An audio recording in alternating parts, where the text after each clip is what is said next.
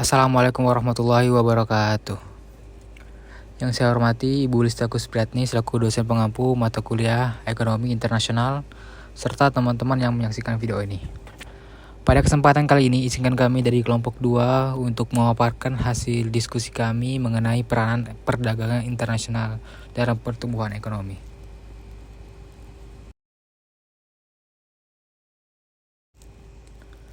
Sebelum memasuki materi, saya akan memperkenalkan anggota kelompok 2.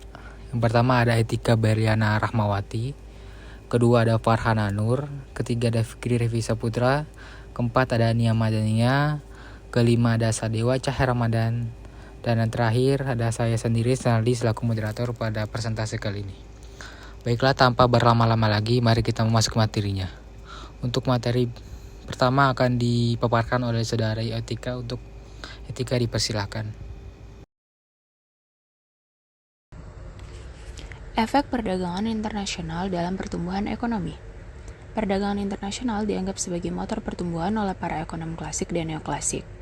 Salah satu pendapat klasik yang terkenal adalah dari Ricardo dengan teori keunggulan komparatif, di mana setiap negara mengekspor barang yang memiliki keunggulan komparatif dan mengimpor barang dengan keunggulan komparatif lebih rendah. Ini dapat meningkatkan potensi pertumbuhan ekonomi melalui peningkatan perdagangan.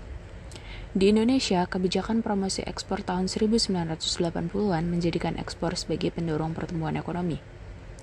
Meskipun begitu, ada beberapa kritik terhadap teori klasik, seperti sifatnya yang statis dan tidak memperhitungkan dinamika ketidakmerataan antar negara miskin dan maju. Kritik lainnya adalah penurunan terms of trade negara berkembang akibat ketergantungan pada ekspor barang primer dan impor barang manufaktur. Meski banyak kritik, perdagangan internasional tetap berperan penting dalam pertumbuhan ekonomi. Baik, terima kasih Etika atas pemaparannya. Selanjutnya akan dipaparkan oleh Farhana Nur. Untuk Farhana Nur dipersilakan. Terima kasih Sanal. Selanjutnya, efek terhadap produksi. Perdagangan luar negeri memiliki pengaruh kompleks terhadap sektor produksi domestik. Ada 4 pengaruh utama dari perdagangan internasional. Yang pertama yaitu spesialisasi produksi. Perdagangan internasional mendorong negara untuk berspesialisasi dalam produksi barang yang memiliki keunggulan komparatif. Dalam kondisi constant cost, spesialisasi produksi dapat sepenuhnya terjadi, sedangkan dalam kondisi increasing cost, spesialisasi mungkin tidak sepenuhnya optimal. Spesialisasi tanpa perdagangan bisa menurunkan kesejahteraan masyarakat. Consumption possibility frontier setelah perdagangan biasanya lebih tinggi atau setidaknya sama dengan sebelum perdagangan, menunjukkan bahwa perdagangan tidak menurunkan pendapatan real masyarakat.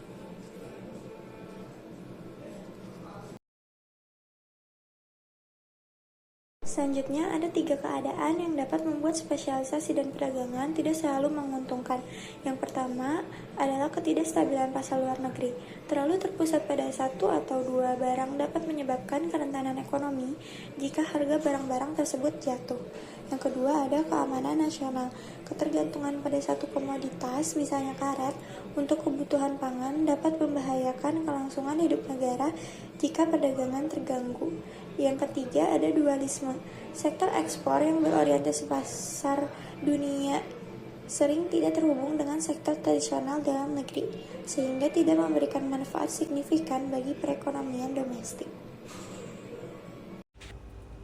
Baik, terima kasih Farhana Nur atas pemaparannya. Untuk selanjutnya akan dilanjutkan oleh saudara Fikri Revi Saputra. Untuk saudara Fikri dipersilahkan. Baik, saya akan melanjutkan pembahasan materi mengenai efek terhadap produksi. Yang kedua, kenaikan investasi surplus. Perdagangan internasional dapat meningkatkan pendapatan real masyarakat, yang memungkinkan negara untuk mengalokasikan lebih banyak dana untuk investasi. Biasa dikenal sebagai investable surplus. Investasi yang lebih tinggi berkontribusi pada pertumbuhan ekonomi yang lebih tinggi. 3 hal yang perlu diperhatikan terkait pengaruh ini. Yang pertama, manfaat perdagangan, yaitu penting untuk menilai berapa banyak dari kenaikan pendapatan real yang dinikmati warga negara dan seberapa besar kontribusi warga negara asing. Yang kedua, investasi dalam negeri. Kenaikan pendapatan real harus dialokasikan untuk investasi domestik, bukan hanya konsumsi atau pengeluaran luar negeri.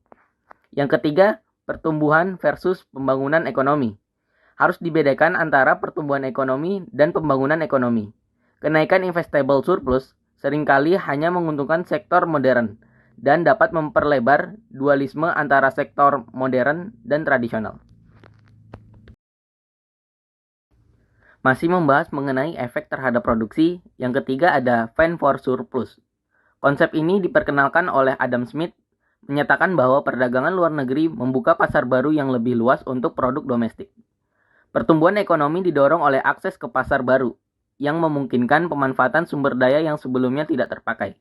Contoh, negara dengan tanah subur tetapi populasi sedikit dapat meningkatkan produksi dengan menanam komoditas ekspor seperti lada, kopi, dan gula, setelah membuka perdagangan dengan luar negeri.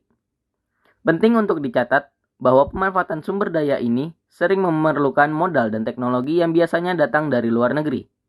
Meskipun negara-negara sekarang merdeka, tantangan tetap ada dalam memastikan bahwa manfaat dari perdagangan digunakan untuk pembangunan ekonomi yang berkelanjutan dan tidak hanya untuk pertumbuhan ekonomi semata. Baik, terima kasih Fikri atas pemaparannya. Selanjutnya akan dilanjutkan oleh Nia Madania. Untuk saudari Nia, dipersilakan. Selanjutnya yaitu pentingnya produktivitas. Perdagangan luar negeri memiliki pengaruh signifikan terhadap peningkatan produktivitas dan efisiensi di sektor produksi. 3 sumber utama dari peningkatan produktivitas ini adalah, yang pertama itu ada economies of scale, yaitu memperbesar pemasaran produksi secara efisien dan menurunkan biaya rata-rata jangka panjang. Dan peningkatan skala produksi memungkinkan perusahaan untuk mengurangi biaya per unit. Yang kedua ada teknologi baru, yaitu perdagangan internasional berfungsi sebagai saluran untuk menyebarkan teknologi dari negara maju ke negara berkembang. Negara berkembang dapat mengimpor mesin dan teknologi baru untuk meningkatkan produktivitas, misalnya dengan mengimpor komputer untuk memperbaiki efisiensi pemerintah. Selain itu, penyebaran pengetahuan tentang produk baru dapat meningkatkan cara produksi dan pemasaran. Yang ketiga, rangsangan persaingan. Pembukaan perdagangan internasional menciptakan persaingan yang dapat menghidupkan sektor-sektor yang tidak efisien. Sektor yang sebelumnya dikuasai oleh monopoli menjadi lebih dinamis dengan masuknya produk asing yang lebih murah dan berkualitas. Meskipun peningkatan persaingan dapat memicu efisiensi, perusahaan yang terancam mungkin berusaha menghalangi produk luar melalui pengenaan biaya masuk tinggi. Lalu ada pemindahan teknologi.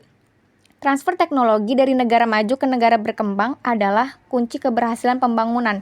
Tantangan dalam pemindahan teknologi meliputi kesiapan penerima untuk mengadopsi teknologi baru dan kemauan negara maju untuk berbagi teknologi tersebut.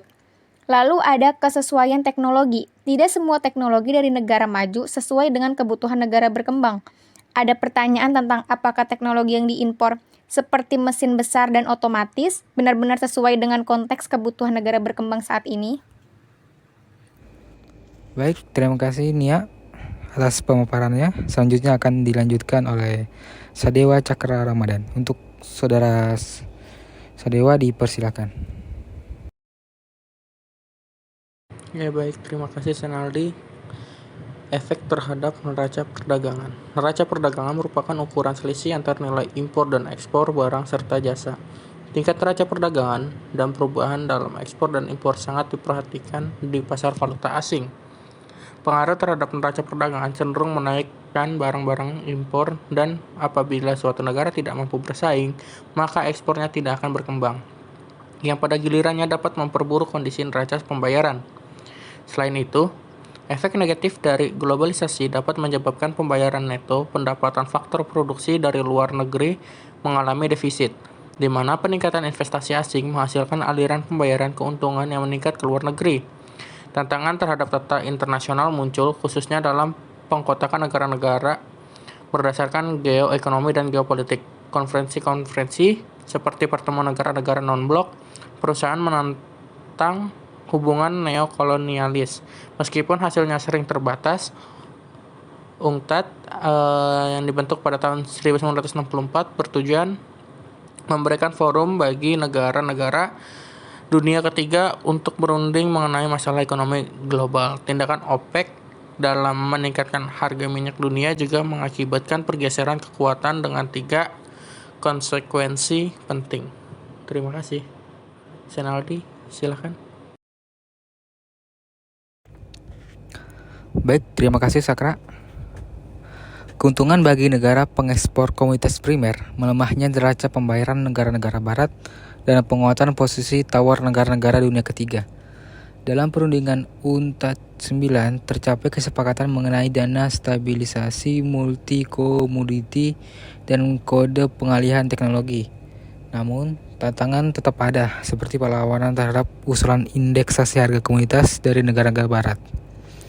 Masalah hutang yang dihadapi negara dunia ketiga, ditambah keterbatasan dalam memperoleh pembiayaan, mengharuskan pemerintah negara-negara barat untuk menetapkan peraturan yang baik mengenai penyelesaian neraca pembayaran.